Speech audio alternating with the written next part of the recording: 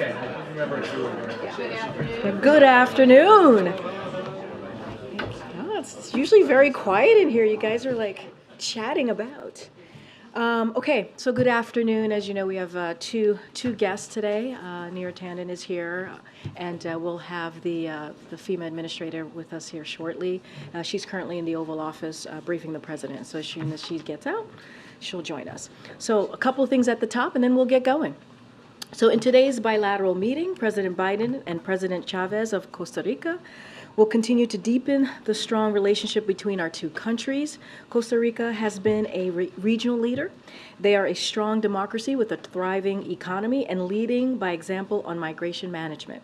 Costa Rica is an endorsing country on the Los Angeles Declaration on Migration and Protection and has led the way in offering protections and legal pathways to vulnerable populations. During their meeting, President Biden and President Chavez will discuss how we can continue to expand and strengthen these legal pathways as an alternative to irregular migration.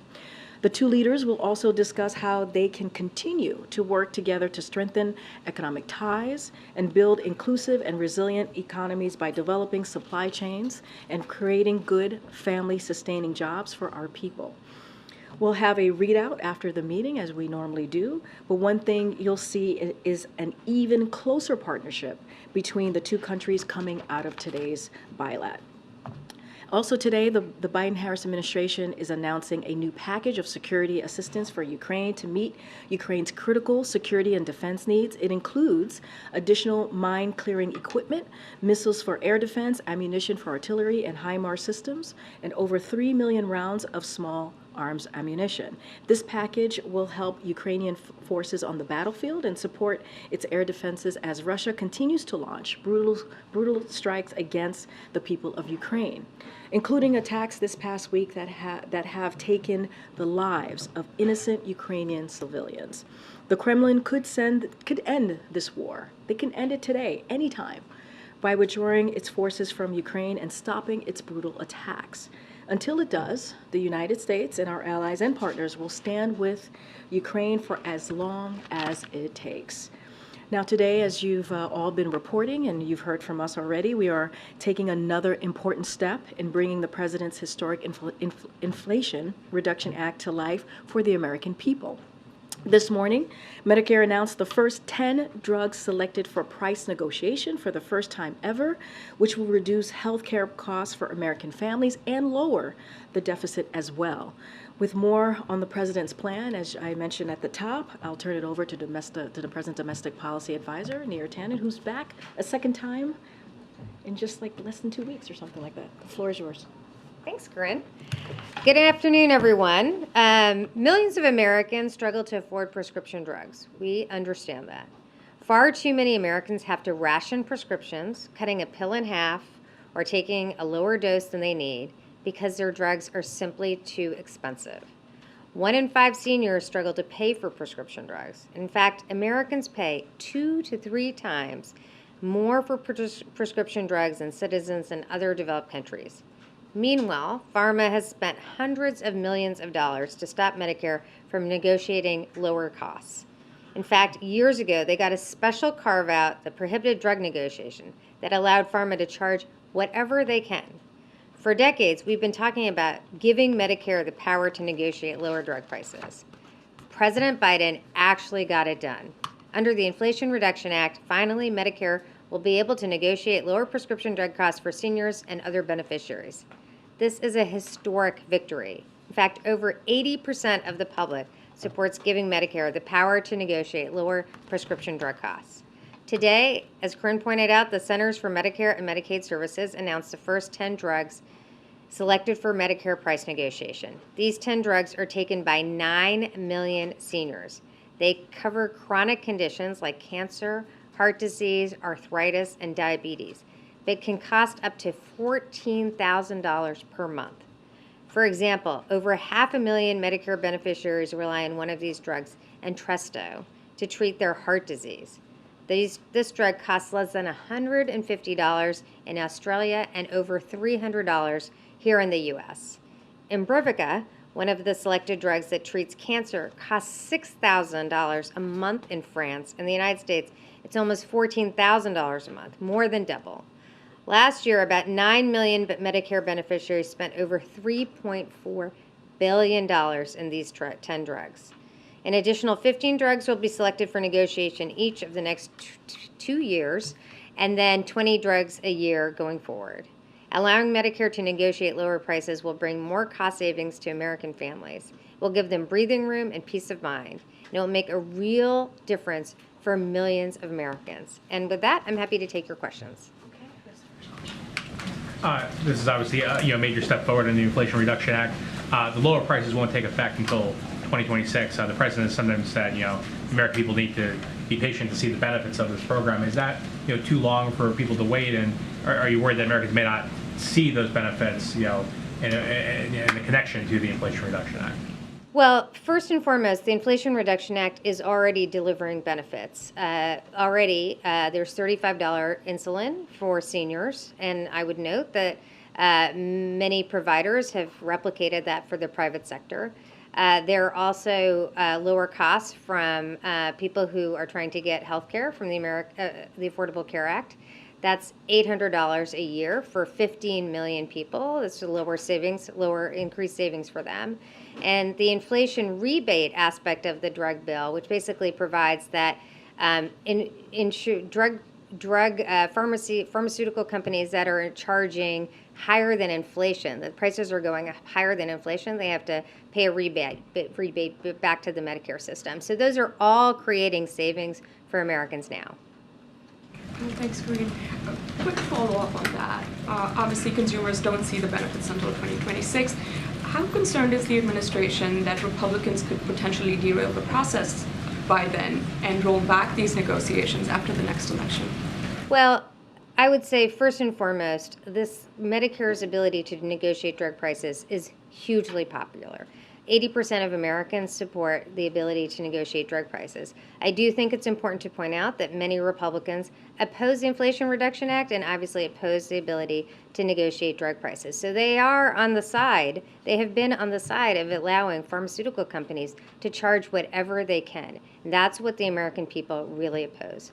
As I've said at other times, I was part of the team that negotiated the Affordable Care Act.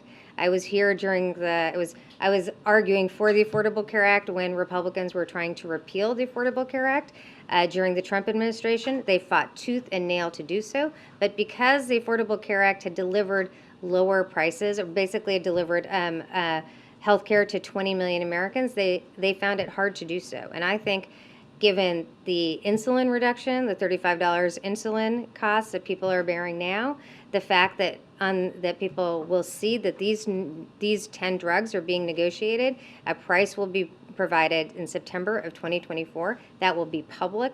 I think it will be hard to repeal the Inflation Reduction Act, and it's specifically hard to take away, basically claw back these benefits, these lower prices. I think people will really rise up against that kind of thing because they know they are paying too much for prescription drugs in the United States, and they are paying more than in any other country. Go ahead, Selena. Welcome to the briefing. Thank you so much. The CBO estimates that the government will save around $98.5 billion over a decade with this new program. So how much of those savings will go directly to seniors on Medicare?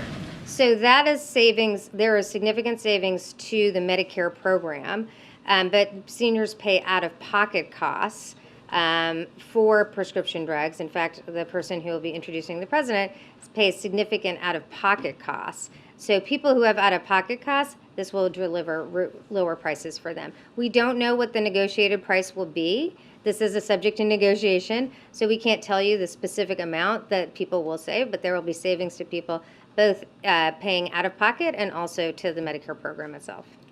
Thanks. Hey, Neera. There are currently 8 lawsuits challenging this Medicare drug negotiation program. Which of those lawsuits do you see as the biggest threat to this program, and how confident are you that between now and 2026, when all this kicks in, that one of these lawsuits won't result in an injunction or preventing this program from actually going forward? Well, first and foremost, we should recognize that the CMS, HHS negotiates prices for every other element of the healthcare system: doctors' rates, providers' rates, hospital rates. The only reason why Medicare has not been negotiating drug prices is because pharma got a sweetheart deal decades ago to basically prohibit negotiations. Negotiations are part of market system. It's very normal for that to happen. And so we are very, very confident. Basically, it is because of the Inflation Reduction Act that we have negotiations. We are very confident in the law, and we should recognize there is no part of the Constitution that prohibits Medicare drug negotiation. So we are very confident in these cases, and very confident that the law will deliver results. And just important to remember that basically what pharma is arguing in these court cases is that they should have no limit to be able to charge whatever they want. And that is exactly why Americans support the Medicare drug negotiation by 80%. So you're not especially concerned by any of these lawsuits?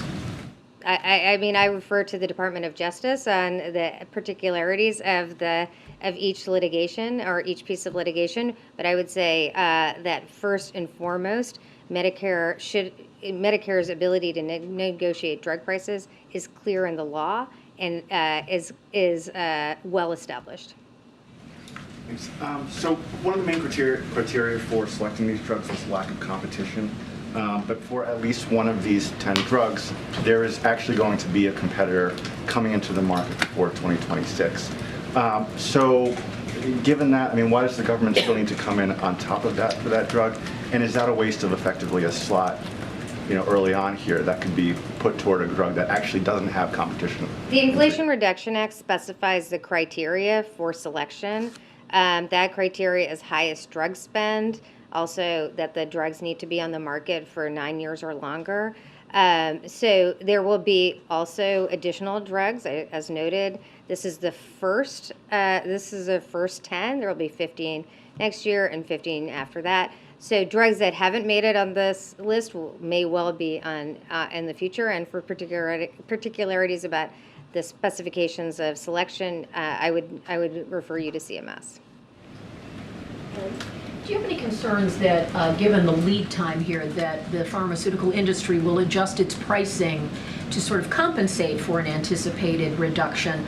You talked about faster than inflation in certain instances, but do you get a sense that broader price inflation will happen anticipating this? Well, the selection of the drugs are on current price, so that will be the source of the negotiation back and forth. If pharma looks at price negotiation and says we don't want to be on the list, so we're going to lower our prices, that's all to the better. That would be a way in which this law is actually having the important effect of lowering drug prices across the board. Let me just take you back to what Chris was asking about first, and that is, again, the delay as to why do we have to wait till 2026 to see these changes? Well, the Inflation Reduction Act specified that, but I understand the frustration that can be out there on this topic. It's been 30 years that people have been trying to get Medicare drug negotiation. I will say it is this president, President Joe Biden, that actually delivered it. There is a year-long process. We will have the drug prices out by September of 2024. It takes time to implement, but Americans today are seeing lower drug prices from the Inflation Reduction Act, from insulin, and in other arenas, and we look forward to the process being set by which we have lower and lower drug prices year to year. So then let me ask you, since it was set by the law, for those who weren't paying attention when the law was being put together, was delaying it until 2026 a big sticking point for Republicans or others? Why didn't the White House push to have it happen sooner? Well, we are excited by the fact that we are beginning this process and that we will have these 10 drugs and then 15 drugs after that and then 15 drugs after that and 20 drugs year to year. So we think it is important that these drugs, that this negotiation will take place over this year and that in September of 2024 people will see this price. I will also note that when this price is public, other insurers can look at that price. It is in many arenas. Private insurance has looked at CMS and Medicare as a leader in how to determine prices. So it may well be that insurers use the price negotiated as prices that they use in their own insurance models to affect the private sector. Thank you so much. Trying again. I understand you don't want to comment what specific prices you're trying to achieve, but can you give us a sense of what the broader objective is here? You said like seniors paid more than $3 billion out of pocket for these drugs. So in terms of bringing it down, like minus 10%, 25%, you know, half less? Well, I'll say a few things. First of all, the VA negotiates drug prices. It has always had the power to negotiate drug prices. It sets its drug prices are 50% what American consumers pay. But this is all subject to a negotiation. So we do not and cannot determine the price that Americans will see, because this is a true negotiation, and that will be subject for this year-long conversation between CMS and pharmaceutical companies that put out these specific drugs. But we do expect that negotiations will drive prices significantly lower, as they have done for VA and DoD. And just as a reminder, VA and DoD have been negotiating drug prices for decades, and pharmaceutical companies have not successfully sued them. In fact, they all stay on the formulary. All right, thank you so much. Thank you. Thank you so much. Thank you so much, Neera, for coming Okay, back great. again. Great. It was so much fun the first time. I know. Thank you. Thank you. Thank you so much. Okay. Very quickly, you all, as you know, going to hear from the FEMA administrator, who's here with us to my right here.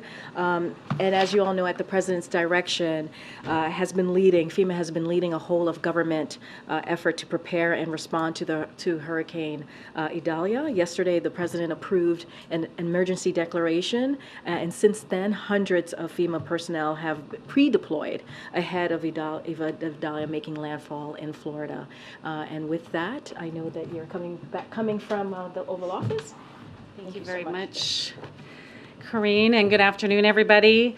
I know it hasn't been very long since I have been up here briefing all of you, but I think that this really is indicative of the pace of the major disasters that we are seeing across the nation. And the reality is, we are just now approaching peak hurricane season.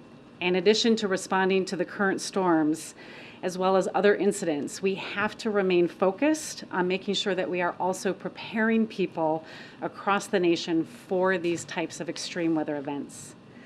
I did just come from the Oval Office, where I briefed the President on the trajectory of Hurricane Idalia and what the impacts are projected to be.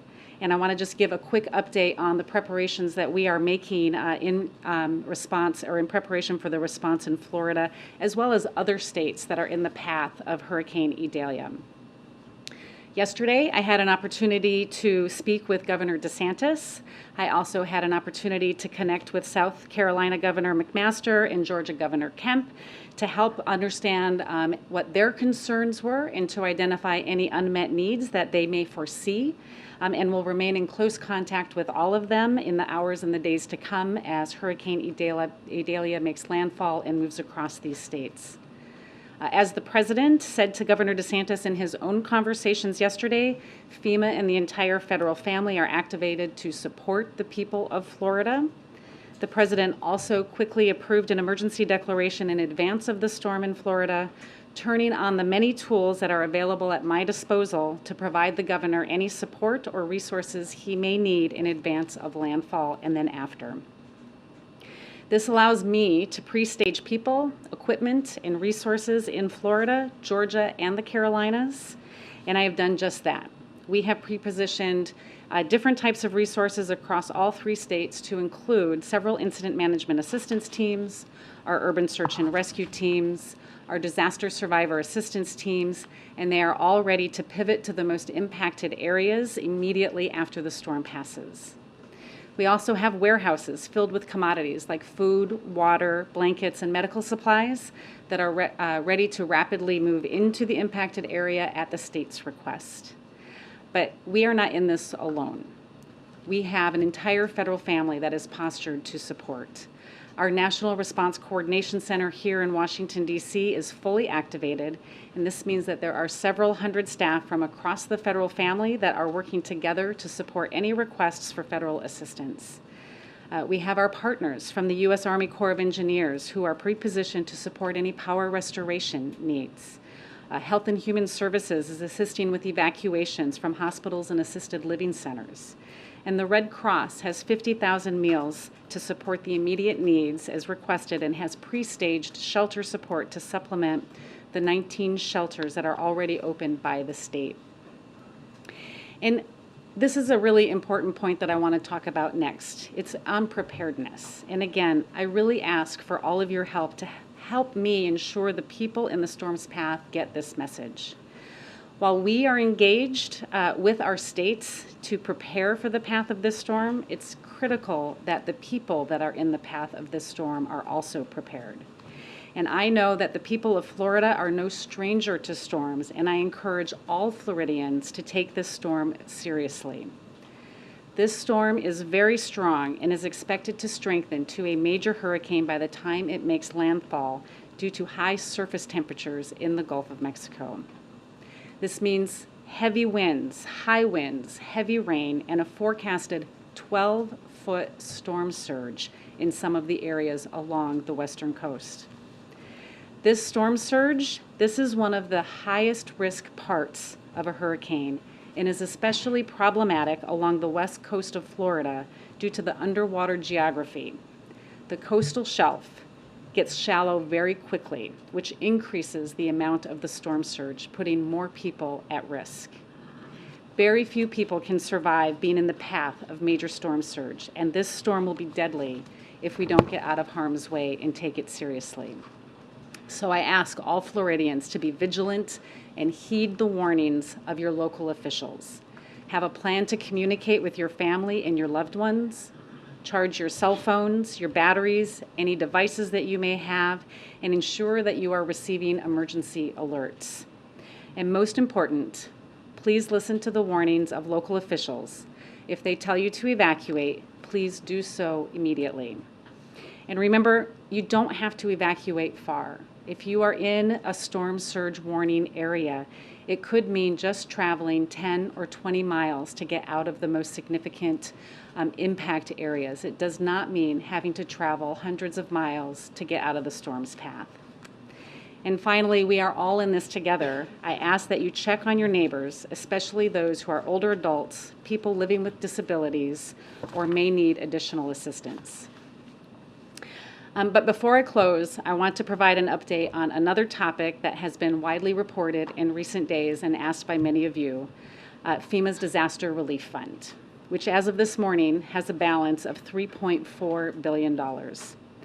So today, I am directing the implementation of immediate needs funding. This means that FEMA will prioritize available funding for critical response efforts to Idalia, the Maui fires, and any other extreme weather events that may come our way without interruption, while continuing to meet the immediate needs of survivors through the remaining weeks of the fiscal year. I want to repeat, we are prioritizing funding for Idalia, for the Maui fires, and any other extreme weather events that are coming our way without interruption. And I want to stress that while immediate needs funding will ensure we can continue to respond to disasters, it is not a permanent solution. Congress must work with us on the supplemental request that the administration has made on behalf of FEMA. And you are going to hear more from me on that soon. My primary responsibility at FEMA is to ensure that we are always postured to respond to any disaster and to provide the life-saving and life-sustaining support when needed. And with that, I'll take any questions. Can you relate what you talked about with Governor DeSantis, and add any details about what coordination you're undertaking with Florida officials? Yes, when I spoke with Governor DeSantis yesterday, my main question is always, what are your main concerns? What are the areas that you have the greatest concern about? And do you have any unmet needs or resources that we can bring in? He shared with me what his posture at the state is going to be and where he has some great concerns. And we are working and embedded with his staff. And I assured him that we have teams working side by side with our colleagues, our emergency management colleagues there at the State Emergency Operations Center to be able to quickly respond as needed. Following up real quick, what were those concerns that he had at that time? He shared with me the concern, again, about people taking this seriously and being able to evacuate as a result of the storm surge. He has concerns about the vulnerable populations, right, and making sure that we are providing any assistance we can to help them get out of harm's way. You mentioned the supplemental request after getting a fuller idea of what has happened in Hawaii and with this storm threatening a severe impact. Do you anticipate raising the level of that supplemental request as you start to negotiate it with Congress? Right now, the supplemental request that we have put in is $12 billion, and that will be a bridge to get us through the end of the fiscal year. If we continue to see more storms, we're going to continuously monitor very closely the health of the Disaster Relief Fund to determine what more may be needed. But right now, as the situation stands, the supplemental request will get us through the end of this fiscal year. In some places, there is frustration with institutions and authorities. We've seen that in the wake of some other disasters. Do you have concern about people taking the warnings from public officials, acting on them? And when we saw with Hurricane Ian, there was a plan, again, the forecast indicated it was going in one place, it went farther south, and some people did not get out of the way. So my question is, given what we don't know, are you concerned that there is any wariness, mistrust, or fatigue about listening to officials in times of crisis like this? I think the important thing to look at, and when we look at Hurricane Ian, is it's not just the path of the hurricane that we need to be concerned about. We have to be communicating what the entire risk is, and the significant risk and the highest risk for loss of life is storm surge. And that storm surge right now shows impacts all along the western coast. And so I encourage people, and I really appreciate your help in getting that message out, that it's not just the path of the storm and it will continue to change, but look at all of the risks that are associated with this storm surge being the most life-threatening, not just where the path is going to go or where the eye of the storm is going to make landfall. And in terms of the credibility of authorities, do you sense that there is any erosion of that at a time when you're trying to get that message out? I don't have any indications that there are. I think that what we are seeing right now in Florida is people are heeding their advice of local officials and people are moving out of harm's way. Thank you. I want to go back to Hurricane Ian. When Hurricane Ian hit, you had many communities of color. You also had poor communities complaining that they were not prioritized during this time, and so they didn't get necessary the relief that they wanted, and they felt like they were kind of put on the back burner. Many of these areas are in places that are more physically vulnerable. What is your message to those who have that concern that there may be a repeat in their community? Yeah, so during Hurricane Ian, we had a large amount of people that were impacted by that storm, and we had teams of personnel that went out into communities across the state. And as we heard of stories of maybe pockets of people that we had missed, we immediately sent our teams out into those areas to ensure that they were getting registered for assistance, and we were bringing all of the resources that are available. And so what I would say is, if you hear about groups of individuals in parts of the state that after the storm passes are in of need and they aren't getting that, let me know. I will send my teams out to those areas to make sure that they're getting all of the assistance that they're eligible for and that they need. John. Thanks a lot. FEMA, of course, has been dealing with the aftermath of the wildfires in Maui, and now you're preparing for a very powerful hurricane hitting Florida's southwest coast. To what extent is FEMA overextended or stretched too thin in dealing with these two natural disasters? We are certainly postured and have the staff that are available to support multiple large events at the same time. We do have several open recovery disasters that we can pull some personnel from if we needed to extend or increase the amount of personnel we have. We also have a very layered approach, right? We can also reach out into all members of the Department of Homeland Security through what we call the surge capacity force for individuals that have volunteered to support during a disaster. And so I'm confident right now that with these two storms that we're currently dealing with in Maui and this one, or even another one to come, that we have enough personnel to go in and support these immediate life-saving efforts. Last question, Alex. You mentioned just extreme weather that we've seen all summer from Hawaii, storms in Southern California. Is this in your view the new normal? Just summers where we're seeing these kinds of events more frequently and maybe more intense events than before? You know, what I can say is that we don't have a typical operational season like we've had in the past. We would normally prepare our staff to be on extra alert during the peak of hurricane season, which is where we find ourselves right now, but our operational tempo has been year-round. We started with atmospheric rivers in California in January, extreme tornadoes in the spring, to the wildfires, and now we are in peak hurricane season. And we have had an unprecedented number of disaster requests from governors because of the extreme weather that they're experiencing. This is our new normal. This is the operational tempo that we find ourselves in, and we have to continue to invest in mitigation and resilience to help these communities reduce the impact from these storms so we don't have such complicated recoveries afterward. Thank you so much. Good luck. Thank you. Okay, we have about 10 minutes before we have to move for the president's event. Chris, you want to? Reverend Sharpton said he wanted to hold a summit on hate and hate crimes in Jacksonville, and he was going to invite the president and vice president to attend. What was the response to that, the RSVP? So I believe the date for the summit is still being determined. As you know, and you've heard this from the president over the past couple of years, talking about the fact that we are in the battle for the soul of our nation.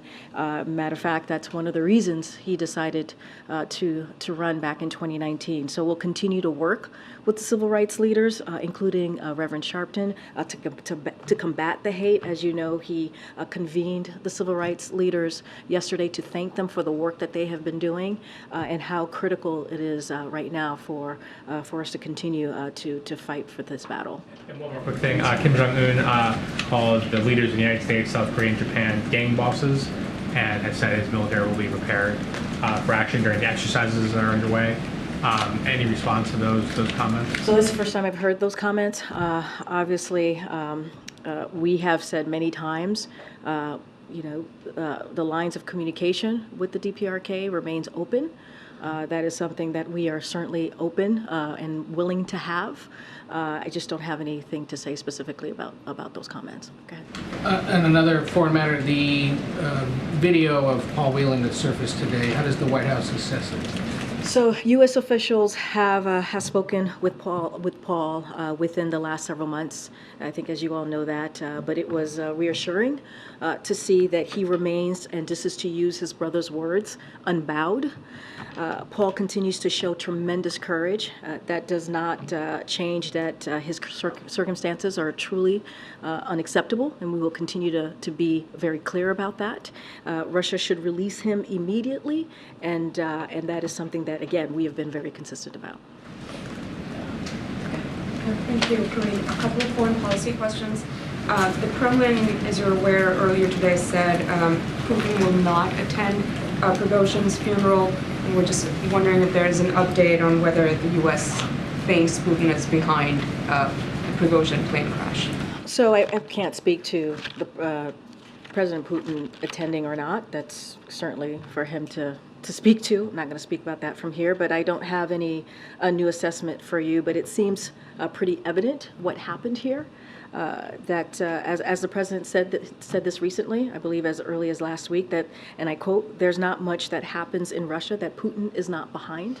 And if this is what it seems to be, this what is certainly was not just predictable, but it was predictable or predicted, if I should say. We all know that the Kremlin has a long history of killing its opponents. That is the history of the Kremlin. And if we take a step back, if you look back for a second, all of this happened because of dysfunction inside Russia. A Russian warlord himself, a cold-blooded killer, a cold-blooded murderer, became so frustrated by the way that the Russian government was waging its unprovoked war against Ukraine that he criticized Russia's failing policies. You heard that directly from him. And so he called out the war's needlessness and marched on Moscow before reaching a deal with Mr. Putin. He made that we saw that, you all covered it for multiple hours. And so now 2 months later, after he struck that deal, he's been killed. So, it's very clear. It's pretty evident what happened here. Don't have anything else to say. We have an assessment from the administration. I just said it's very clear what happened here. There's new assessment. It is very clear. It is very clear. I just laid it out. I don't have any new assessment for you on this. And then one on China. Secretary Raimondo's comments earlier today that U.S. companies have complained to her that China has become, quote, uninvestable. Is that increasingly how this administration is thinking about China when it comes to U.S. companies investing there, or was that really sort of an off-the-cuff, undiplomatic remark? I'm not going to go beyond what the secretary said. She's there. She's the Secretary of Commerce. Obviously, she works with businesses across the country on a regular basis. I'm just not going to go beyond what she stated. Just to follow up on that, on your last answer, understand the context is clear there, but is the administration concluding that Putin was behind the death of Prigozhin? It is very clear. I literally just laid out what the Kremlin. I just literally laid out what the Kremlin history has been. I don't have any new assessment. I'm just going to leave it to the words that I just gave you.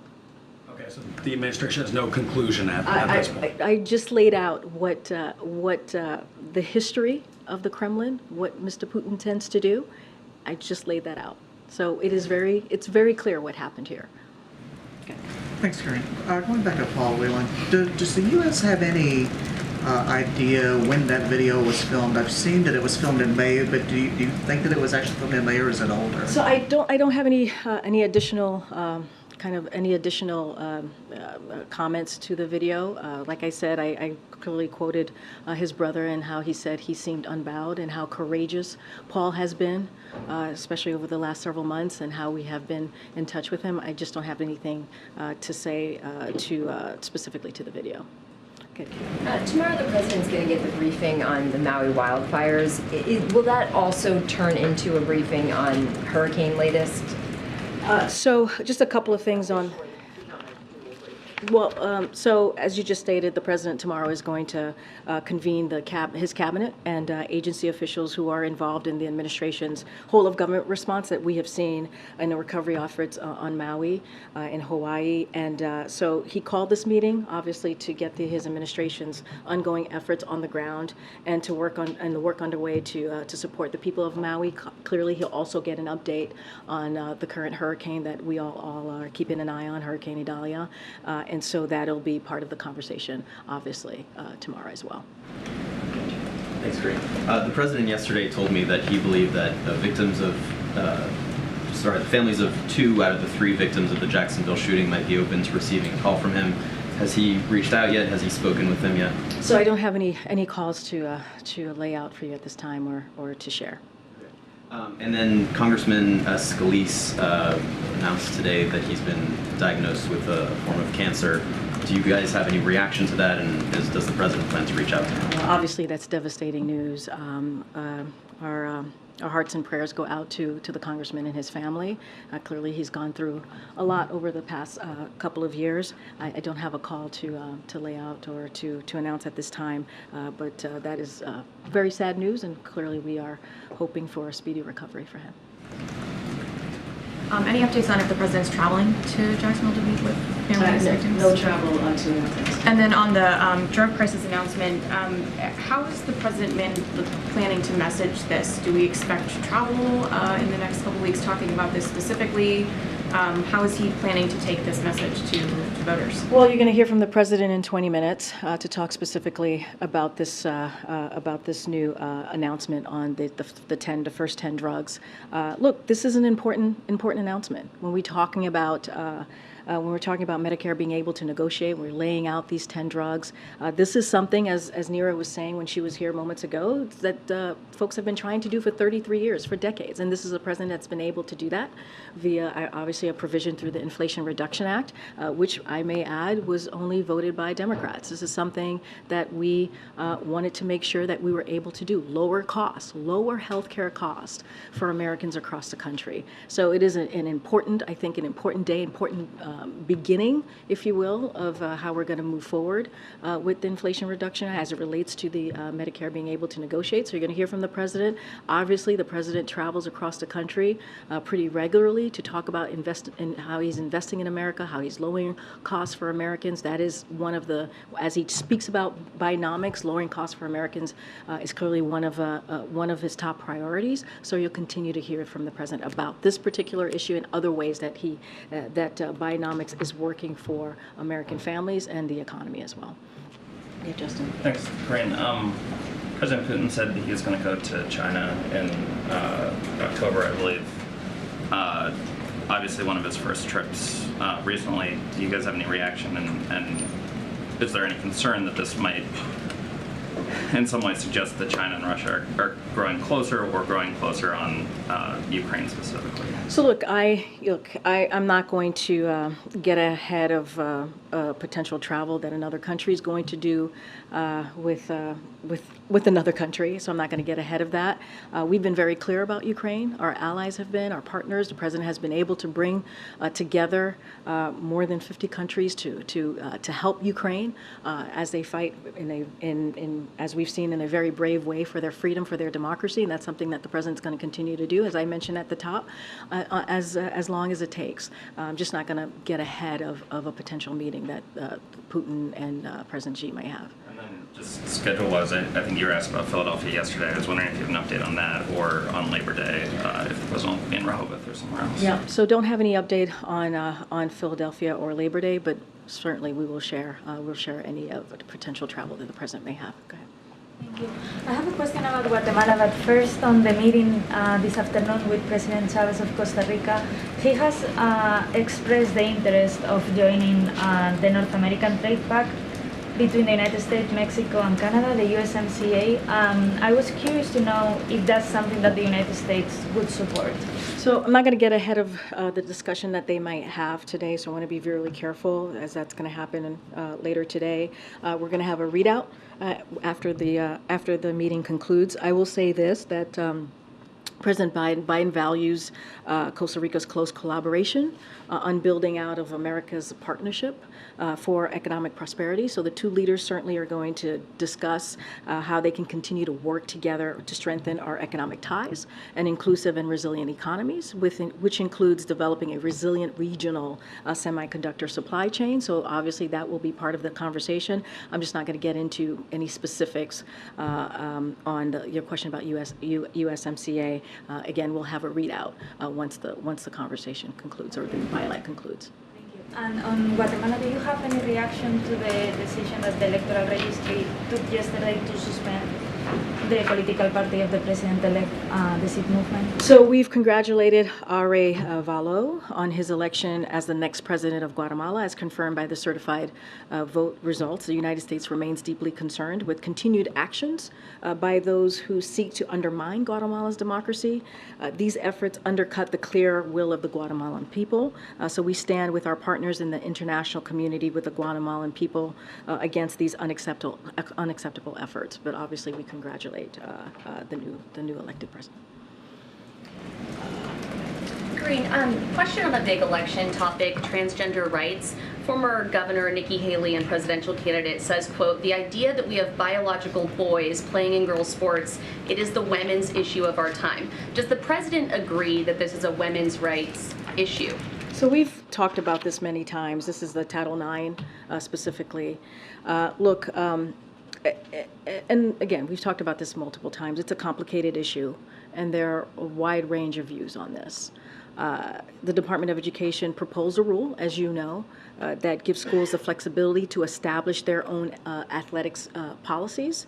And so while establishing guardrails, right, to prevent discrimination against transgender kids. And that is something that is incredibly important, that the president wants to make sure that we also do that as well. So I'm just not going to get ahead of that. As I said, there's a proposed rule Title IX, on Title IX that the Department of Education has laid out. So I'm just not going to get ahead of that as it relates to the Department of Education. Daughters, does he care that girls are allowed to compete in sports without fear of injury? Does he think it's fair for girls to have to compete against biological males? I just answered the question. It is a complicated issue. It is truly a complicated issue with a wide range of views, There is no yes or no answer to this. It is complicated. There's a rule that the Department of Education has put forward, and we're going to let that process move forward. It is, again, we want to make sure that while we establish guardrails with this rule, that we also prevent discrimination as well against transgender kids. But again, a complicated issue with a wide range of views, and we respect that. Okay. Thank you so much. I have a Latin America question and then an Asia question. Starting with Latin America and Costa Rica. The U.S. and Costa Rica signed a migration agreement, I think, in June. Just wondering if it's worked, if it's slowing the flow of migrants to the southern border of the United States, and what are the legal pathways for people who might be waiting in Costa Rica and trying to claim asylum in the U.S.? So look, I talked about how they were part of the signing the LA declaration that we did just last year, which is they've been a partner in the region with us, and so we certainly appreciate that partnership and the collaboration that we've had with Costa Rica. I don't have any updates on the specific migration or any data to share with you at this time, but certainly Costa Rica has been a partner with us as it relates to regional migration, and so we appreciate their partnership. They're going to have a conversation. They're going to check in, as you know, in a couple of hours, and we certainly will have a readout on that. Moving on to Asia, why does President Biden believe it's a better use of his time to go to Vietnam instead of to the ASEAN summit in Indonesia, which he's sending the vice president to? Yeah, so look, as it relates to Vietnam and our relationships, look, since day one, we focused on rebuilding, right? The president has been very clear on rebuilding and investing in our allies. And that is something that the president takes really seriously, not just our allies, but our partners throughout the world, and especially in the Indo-Pacific. And you saw that very recently, right? As we were, as he had the trilateral very recently at Camp David. So as the United States looks to deepen our ties with the region, Vietnam is a key partner in doing that. So the deliverables that will be announced as part of this visit will reflect both the depth and the breadth of that relationship that the president certainly takes very seriously. The visit will be a culmination of shared journey of peace and reconciliation as our two countries look forward to facing the future as our partners together as it relates to ASEAN. Look, he has tremendous respect for ASEAN. He has tremendous respect for ASEAN and was honored to participate in the 3 U.S.-ASEAN summits, including hosting an unprecedented U.S.-ASEAN leaders meeting right here at the White House, as you know. And he had the opportunity to demonstrate his personal support for ASEAN. Certainly, look, the Vice President is deeply committed to the Southeast Asia and also ASEAN, and so we will be her third trip in the region, and so we believe having the Vice President represent the President as they are partners in this is also incredibly important. And you can see from the last 2 years the President's commitment to ASEAN. During the president's first year in office, he directed 9 agencies across the federal government to create the equity action plans. He also gave them to address discrimination and barriers in communities, but he also directed them to submit those plans in September to the White House Steering Committee on Equity.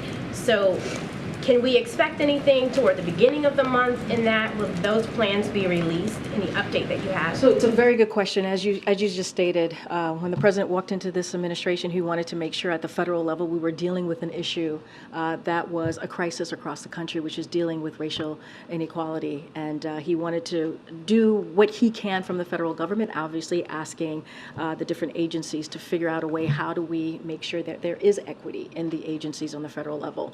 You're right. We're supposed to they're supposed to be reporting back. I don't have any information for you at this time. Certainly I will touch base with the team and see if there's anything that we can share with all of you. But again, as we just saw yesterday with the 60th anniversary on the March in Washington, you saw the president bring the civil rights leaders. He talked about what happened in Jacksonville and that hate crime happening in that community. He has been very clear. It is time that all of us step in and do something and really deal with an issue that's affecting all of our communities across the country. Okay. Thanks, Karine. The president, while he was in Lake Tahoe, said that he was not interested in dividing the FEMA supplemental assistance from the Ukraine supplemental assistance and the foreign aid piece of the puzzle. What would he do if Congress were to present him with a disaster-only supplemental. So look, I'm not going to get into hypotheticals from here. The president has made it very clear what he is asking from Congress as it relates to the supplemental ask that he is asking Congress of for Ukraine. Let's not forget that has been a bipartisan process, and he appreciates the bipartisanship that we have seen over the last 2 years to make sure that the brave people in Ukraine who is fighting for their freedom, fighting for their democracy, gets the assistance not just from the U.S. but from our partners and allies. That is something that we are looking forward towards and are going to work towards. As it relates to FEMA, the FEMA administrator just laid out what's ahead and why the $12 billion was asked. Clearly, we are in a different period, right? As we look at climate change, as we look at extreme weather, as we look at what we've been dealing with, now we're stepping into hurricane season. All of these things are incredibly important. I'm just not going to get into hypotheticals of what the Congress might present, will present. Our administration, including the OMB director as well as the Leg Affairs Office, has been in constant communication with congressional members. We're going to continue to have those conversations. Again, this is what we have asked for is incredibly important, and so we're going to continue to have those conversations. Ms. Karine, the White House announced yesterday that the president will mark 9/11 in Alaska on the way back from Vietnam. Can you explain the decision, and does this reflect any kind of a new phase in how we want to memorialize that? And did you look at potentially going to Vietnam on the way there instead of the way back? So look, we'll have more on 9/11 in Alaska, as you just mentioned. I laid out and announced that. Look, the president wanted to make sure that he, as the president, did something to commemorate 9/11, and that's what you're seeing. That's what you're seeing the president do. We'll certainly have more details to share. I just don't have anything more outside of that. Yeah. Thank you, Karine. How is it possible that an ISIS sympathizer is sneaking people into this country? So just so that folks, I'm assuming you're speaking to the CNN story, right? Okay, so I just want to make sure that folks who are watching understand the question. So I just want to be really clear here. So the intelligence alerted us to a human smuggling network. We moved fast and successfully to disrupt it. So just want to be very clear that. And we are. You say that you disrupted it. Are you saying that you know where all of the people this ISIS sympathizer snuck into the country are? If I can answer the question, I'm sure I'll touch on everything that you want to ask me. So again, intelligence alerted us of this human smuggling network. We believe, and we moved fastly, and we successfully disrupted it. So let's be very clear about that. And we are grateful. We are very grateful to the law enforcement for their quick work and their vigilance on this. Now, to your other part of the question, smugglers have been detained overseas, including one linked to the foreign terrorist organization. There is no sign that anyone moved by the smuggling network has terrorism connection, so I want to be clear there as well. And what we were able to do as precaution, people brought here by smuggling network are being subject to extra vetting and are all in removal proceeding. And in addition to that, anyone coming across the border outside of the network who matches the profile of those in the smuggling network is subject to extra vetting, detained, and put in expedited removal proceedings as well. You said that there's no sign of a plot, but isn't it true that the U.S. has to be right with preventing terrorist attacks 100% of the time? They only have to be right once. So let's be very clear. I want to be really clear here. We are committed. This is a White House that is committed to making sure that we are protecting our homeland and also protecting the American people. That is our commitment. We will continue to be vigilant on that, and so want to be incredibly clear on this. And we are thankful. We are grateful for our law enforcement who acted very quickly here, and they are disrupted. They successfully disrupted the smuggling network. We've seen human smuggling networks operated by the cartels for years. Why the sudden urgency with this one? We have always and will be and have been vigilant here when it comes to making sure that we are protecting our homeland. That is something that this president is committed to. That is something that this administration is committed to. We will always be, and we will continue to be. Let's not forget that this was successfully disrupted, and it was because of the quick act of our law enforcement that we are incredibly grateful to. We have to go because the president's going to be starting his event in a couple minutes. Thanks, everybody. I'll see you tomorrow.